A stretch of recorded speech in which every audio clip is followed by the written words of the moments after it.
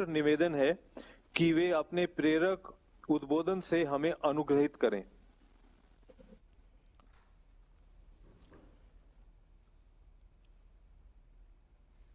कार्यक्रम के शुरुआत में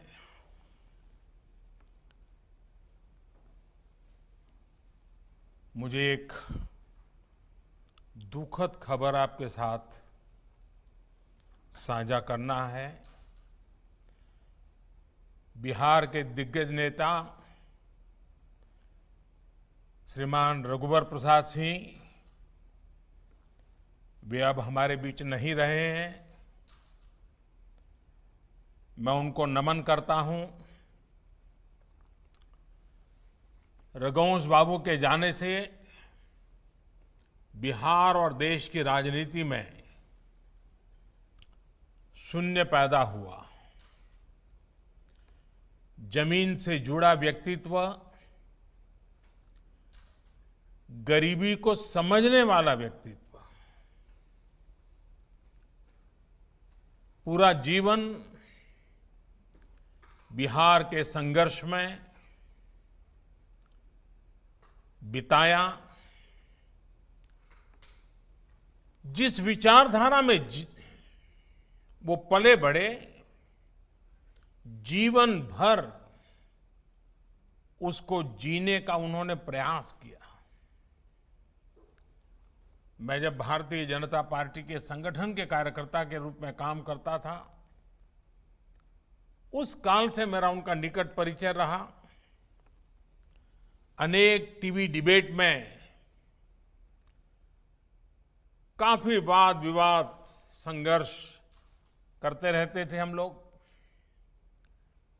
बाद में वो केंद्रीय मंत्रिमंडल में थे यूपीए में।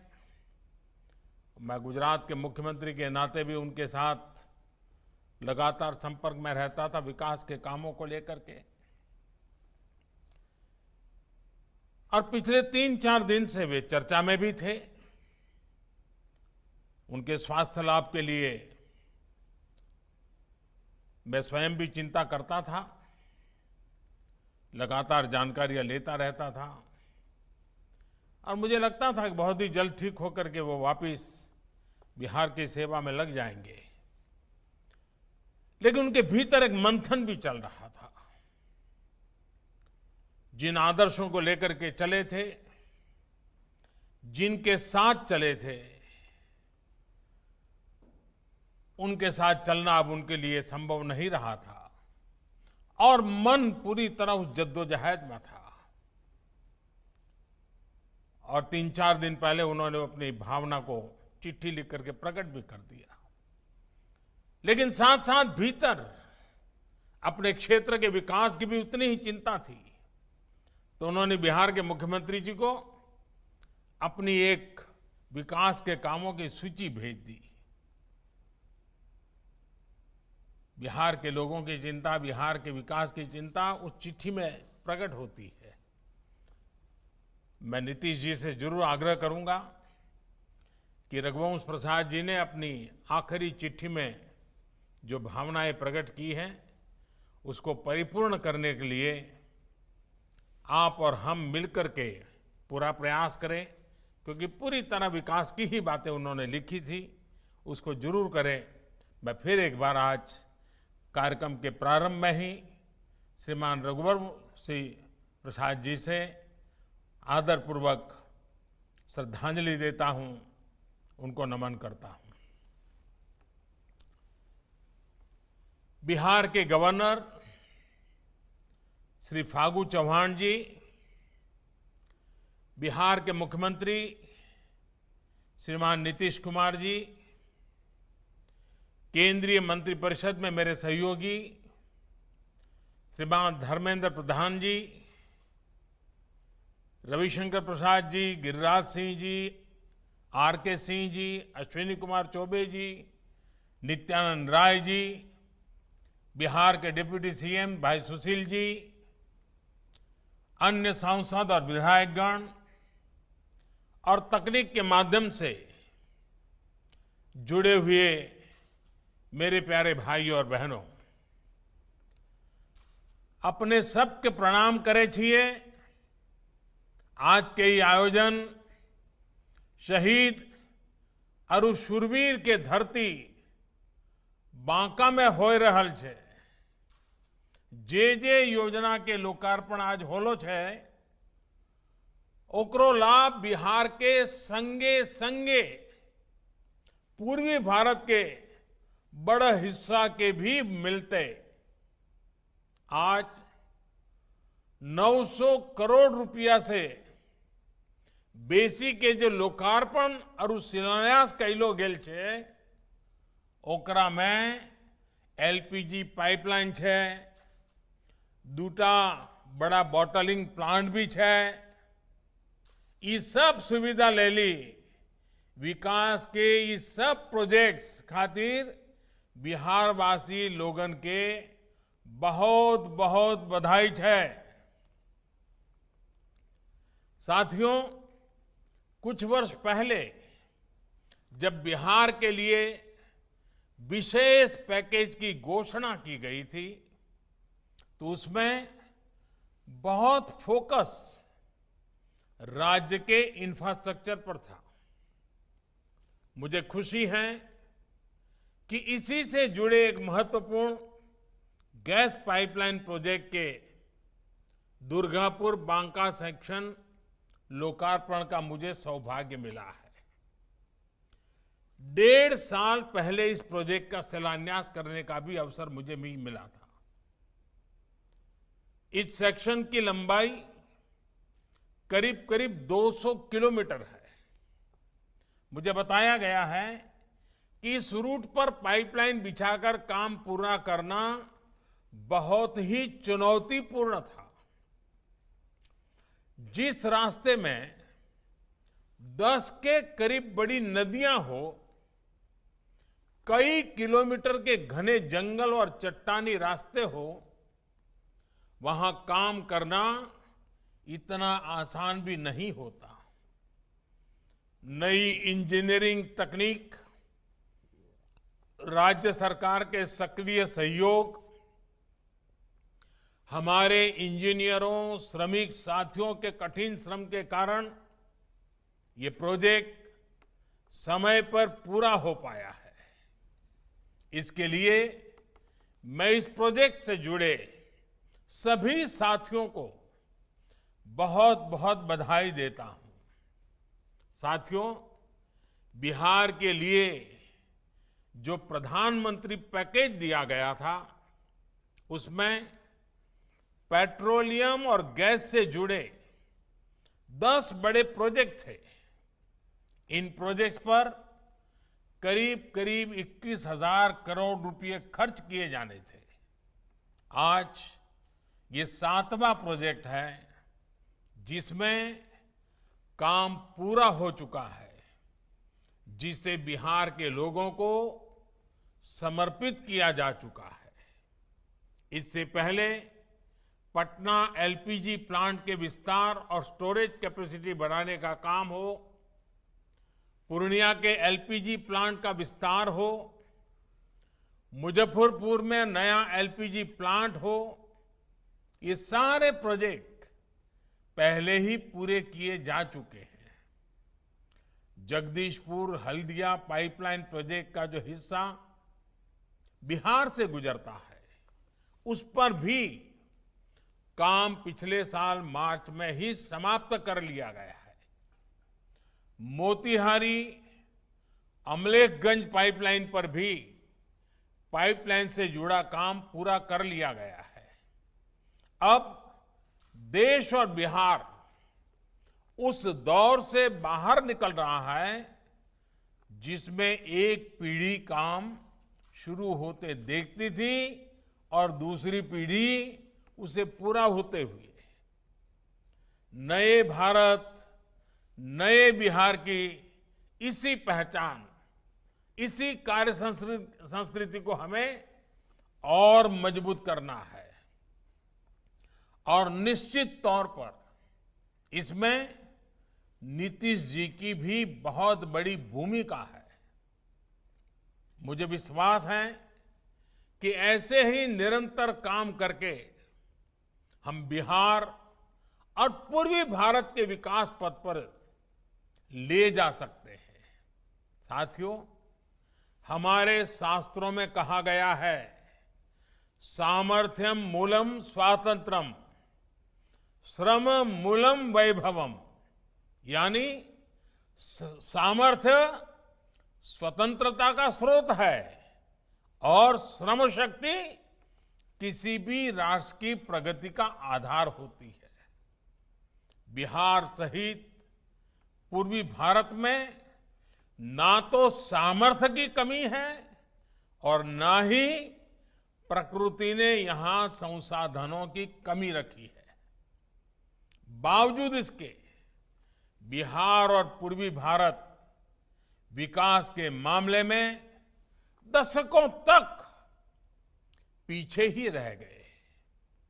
इसकी बहुत सारी वजह राजनीतिक थी, आर्थिक थी, प्राथमिकताओं की थी।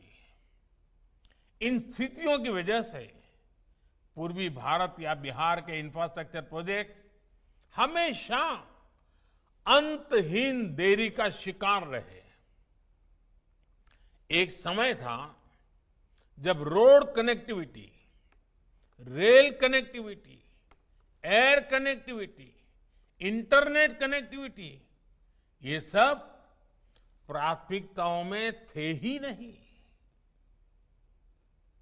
इतना ही नहीं, अगर रोड बनाने की बात करते तो ये पूछा जाता था, ये तो गाड़ी वालों के लिए बन रहा है, पैदल वालों के लिए क्या है। यानी सोच में ही गड़बड़ थी। ऐसे में गैस बेस्ड इंडस्ट्री और पेट्रो कनेक्टिविटी की तो बिहार में पुराने जमाने में कल्पना भी नहीं की जा सकती थी। लैंड लॉक स्टेट होने की वजह से बिहार में पेट्रोलियम और गैस से जुड़े वो साधन संसाधन उपलब्ध नहीं हो पाते थे जैसे समंदर से सटे राज्यों में होते हैं।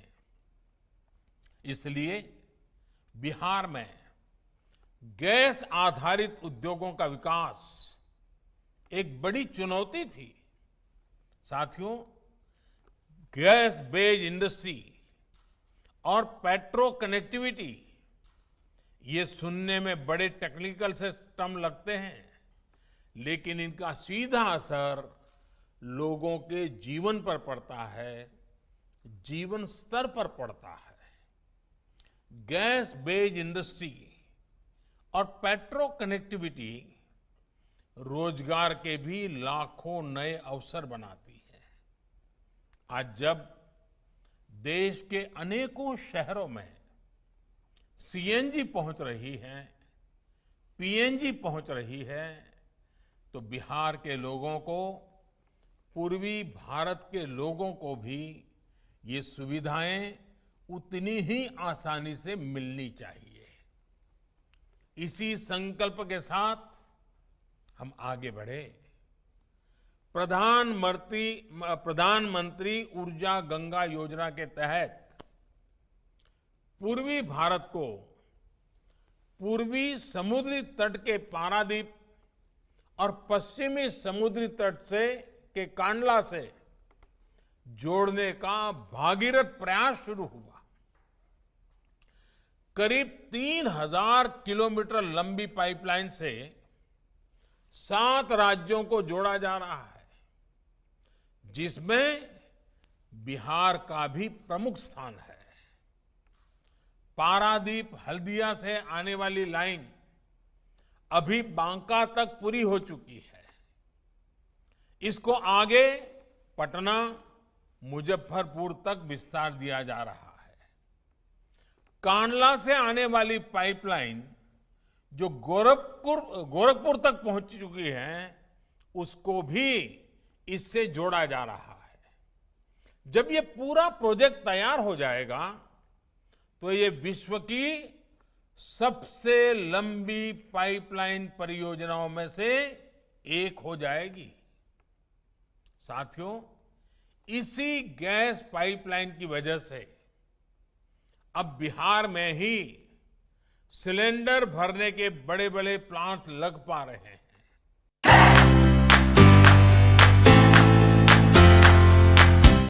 నాణ్యతకు నమ్మకానికి మారుపేరు Sai Mahendra traders wholesale and retail మరియు కిరాణా జనరల్ స్టోర్. మా వద్ద అన్ని రకాల నిత్యావసర సరుకులు సరసమైన ధరలకే లభించును. స్వచ్ఛమైన నాణ్యమైన బియ్యంతో పాటు అన్ని రకాల సరుకులు హోల్సేల్ ధరలకే రిటైల్ అమ్మకం. అనువైన ధరలలో నాణ్యమైన వస్తువుల కొరకు సంప్రదించండి. Sai Mahendra traders wholesale and retail మరియు కిరాణా జనరల్ స్టోర్. మా address Nagaram to Keesara main road, Rampalli X road. Contact number 9247575485 మరియు 6300322583. बांका और चंपारण में ऐसे ही 2 नए बॉटलिंग प्लांट्स का आज लोकार्पण किया गया है। इन दोनों प्लांट्स में हर साल 1.25 करोड़ से ज्यादा सिलेंडर भरने की क्षमता है। इन प्लांट से आपके बिहार के बांका, भागलपुर, जमुई, अररिया, किशनगंज, कटिहार, पूर्वी चंपारण, पश्चिम चंपारण, मुजफ्फरपुर, सिवान, गोपालगंज और सीतामढ़ी जिलों को इसकी सुविधा मिलेगी। वहीं झारखंड के गोड्डा, देवघर, दुमका, साहिबगंज, पाकुड़ जिलों और उत्तर प्रदेश के कुछ क्षेत्रों की एलपीजी से जुड़ी जरूरतों को ये प्लांट पूरा करेंगे। इस गैस पाइपलाइन को बिछाने से लेकर इससे जो नए उद्योगों को ऊर्जा मिल रही है, उससे बिहार में हजारों नए रोजगार बन रहे हैं और आगे भी अनेक रोजगारों के लिए संभावना बन रही है। साथियों, बरौनी का जो खाद कारखाना बंद हो गया था, वो भी इस गैस पाइपलाइन के बनने से अब बहुत जल्द काम करना शुरू कर देगा। गैस कनेक्टिविटी से जहां एक तरफ फर्टिलाइजर, पावर और स्टील इंडस्ट्री की ऊर्जा बढ़ेगी, वहीं दूसरी तरफ सीएनजी आधारित स्वच्छ यातायात और पाइप से सस्ती गैस और आसानी से लोगों के किचन तक पहुंचेगी। इसी कड़ी में आज बिहार और झारखंड के अनेक जिलों में पाइप से सस्ती गैस देने की शुरुआत हुई है। ये देश के हर परिवार को साफ सुथरे ईंधन, धुआं रहित किचन से जोड़ने के आंदोलन को और गति देगा। साथियों, उज्ज्वला योजना की वजह से आज देश के 8 करोड़ गरीब परिवारों के पास भी गैस कनेक्शन मौजूद है। इस योजना से गरीब के जीवन में क्या परिवर्तन आया है, ये कोरोना के दौरान हम सभी ने फिर एक बार महसूस किया है।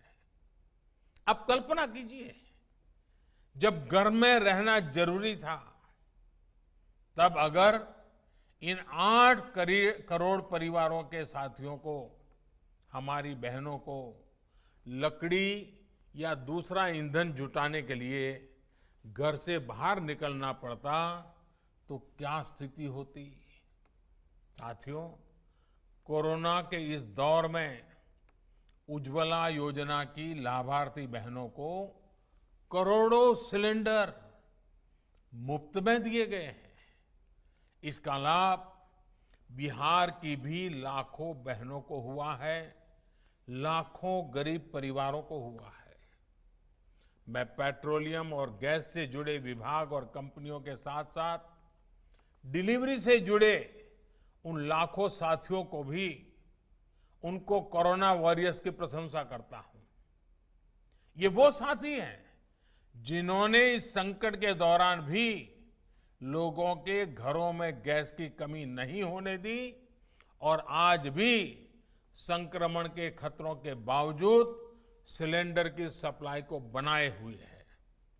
साथियों, एक समय था जब पूरे देश में और बिहार में एलपीजी गैस कनेक्शन होना मतलब कि बड़े संपन्न लोग हैं, ये इसकी निशानी होता था।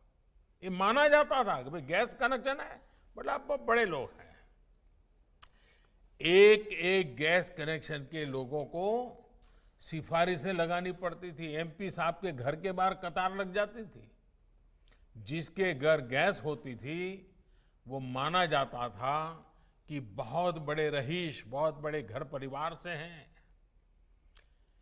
जो समाज में हाशिए पर थे, पीड़ित थे, वंचित थे, पिछड़े थे, अति पिछड़े थे, उन्हें कोई पूछता ही नहीं था।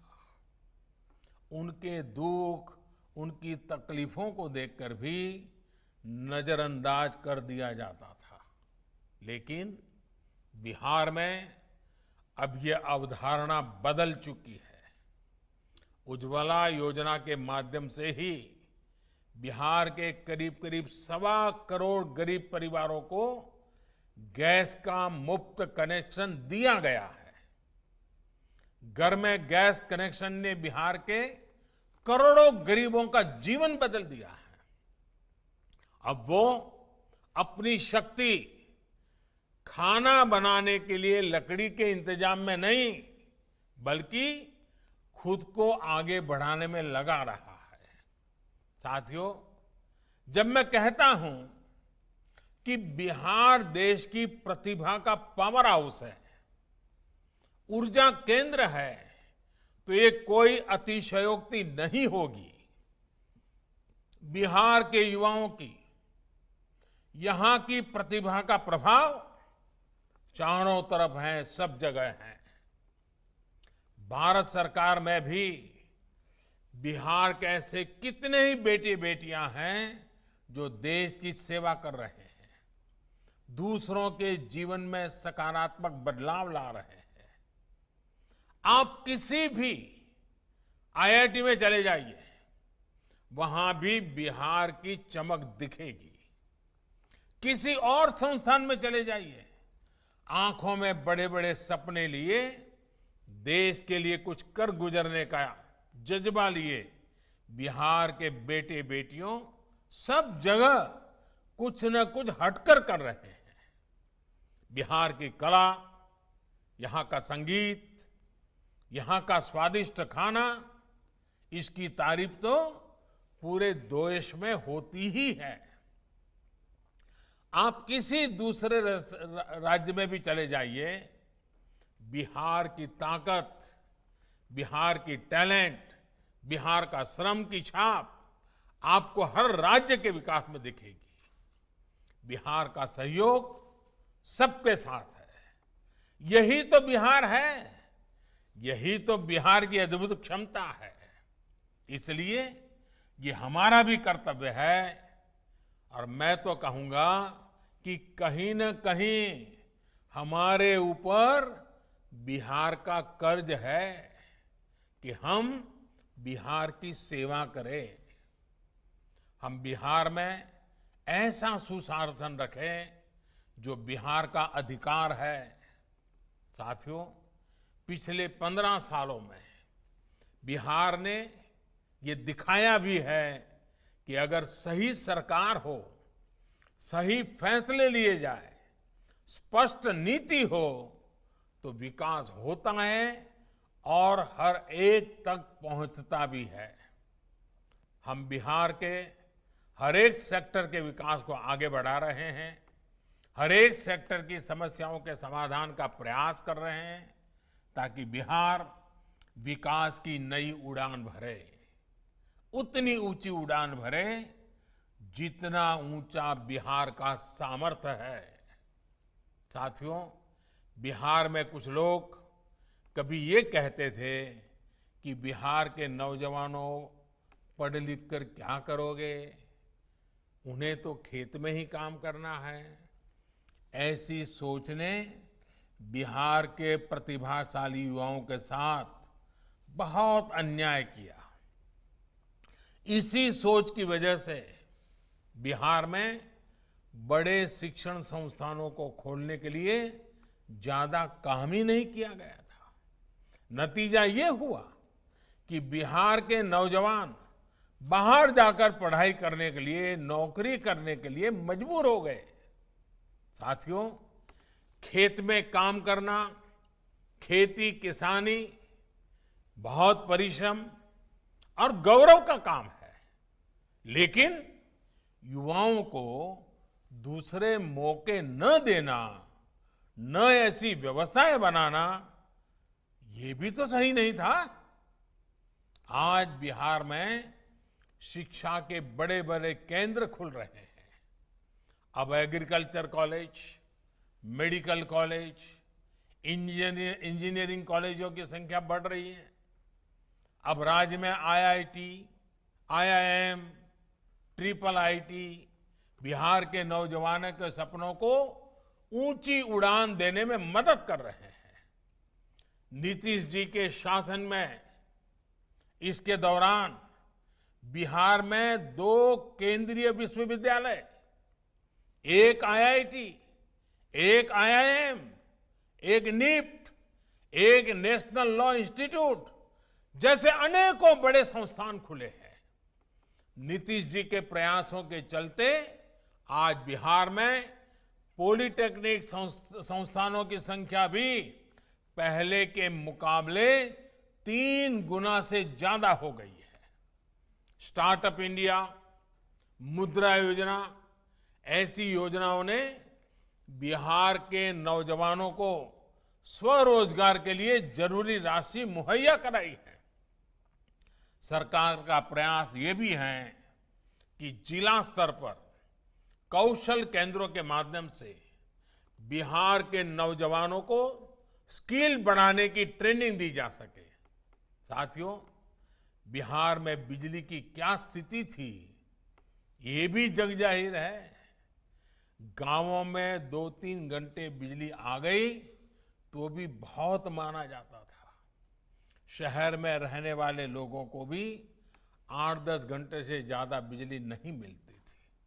आज बिहार के गांवों में, शहरों में बिजली की उपलब्धता पहले के मुकाबले कहीं ज्यादा हुई है। साथियों, पावर, पेट्रोलियम और गैस से जुड़े सेक्टर में जो आधुनिक इंफ्रास्ट्रक्चर का निर्माण हो रहा है, जो रिफॉर्म लाए जा रहे हैं, वो लोगों का जीवन आसान बनाने के साथ साथ उद्योगों और अर्थव्यवस्था को भी गति दे रहे हैं। कोरोना के इस कालखंड में अब एक बार फिर पेट्रोलियम से जुड़े इंफ्रास्ट्रक्चर के कार्यों ने गति पकड़ ली है। रिफाइनरी प्रोजेक्ट्स हो, एक्सप्लोरेशन या प्रोडक्शन से जुड़े प्रोजेक्ट हो, पाइपलाइन से हो, सिटी गैस डिस्ट्रीब्यूशन प्रोजेक्ट्स हो, ऐसे अनेकों प्रोजेक्ट्स या तो फिर से चालू हो चुके हैं या फिर नए शुरू किए गए हैं। इनकी संख्या कम नहीं है। ये 8,000 से ज्यादा प्रोजेक्ट्स हैं जिन पर आने वाले दिनों में 6 लाख करोड़ रुपए खर्च किए जाएंगे। आप अंदाजा लगा सकते हैं कि देश में, बिहार में गैस आधारित अर्थव्यवस्था के लिए कितने बड़े पैमाने पर काम चल रहा है। इतना ही नहीं, इन प्रोजेक्ट्स में जितने लोग पहले काम कर रहे थे वो वापस तो लौटे ही हैं। इनकी वजह से रोजगार के नए अवसरों की भी संभावनाएं बनी हैं।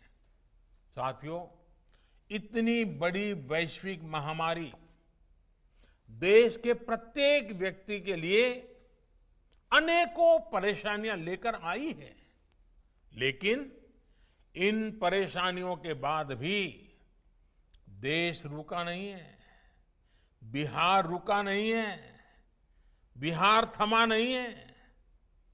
100 लाख करोड़ रुपए से ज्यादा के नेशनल इंफ्रास्ट्रक्चर पाइपलाइन प्रोजेक्ट से भी आर्थिक गतिविधियों को बढ़ाने में मदद मिलने वाली है। बिहार को, पूर्व भारत को विकास का, आत्मविश्वास का अहम केंद्र बनाने के लिए हम सभी को तेजी से काम करते रहना है। इसी विश्वास के साथ सैकड़ों करोड़ की सुविधाओं के लिए फिर से पूरे बिहार को मैं बहुत बहुत बधाई देता हूं। खास करके माताओं बहनों का जीवन आसान होने वाला है, इसलिए उनको अनेक अनेक बधाइयां देता हूं। याद रखिएगा, कोरोना संक्रमण अभी भी हमारे बीच में मौजूद है और इसलिए मैं बार बार कहता हूं, जब तक दवाई नहीं तब तक ढिलाई नहीं। फिर से सुन लीजिए, जब तक दवाई नहीं तब तक ढिलाई नहीं। और इसलिए 2 गज की दूरी, साबुन से हाथ की नियमित सफाई, यहां वहां थूकने से मनाही और चेहरे पर मास्क, इन जरूरी बातों का हमें खुद भी पालन करना है और दूसरों को भी याद दिलाते रहना है। आप सतर्क रहेंगे तो बिहार स्वस्थ रहेगा, देश स्वस्थ रहेगा। मैं फिर एक बार आप सबको इस अनेक भेंट सौगातों के साथ बिहार की विकास यात्रा में नई ऊर्जा का ये अवसर, आपको बहुत बहुत शुभकामनाएं, बहुत बहुत धन्यवाद।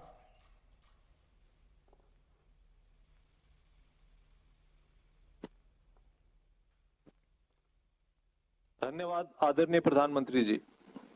రియల్ ఎస్టేట్ రంగంలో నమ్మకానికి మారుపేరుగాంచిన సంస్థ ఎస్ఎస్ స్వర్ణ వెంచర్స్ సొంతింటి కలను సాకారం చేసేందుకు అన్ని రకాల హంగులతో అతి తక్కువ ధరలో ఫ్లాట్లు అందజేస్తున్న సంస్థ ఎస్ఎస్ స్వర్ణ వెంచర్స్ కీసర నుండి భోగారం వెళ్ళు రహదారిలో ప్రశాంత వాతావరణంలో 6 ఎకరాల విస్తీర్ణంలో ఫ్లాట్లను అందుబాటులోకి తెచ్చింది ఎస్ఎస్ స్వర్ణ వెంచర్స్।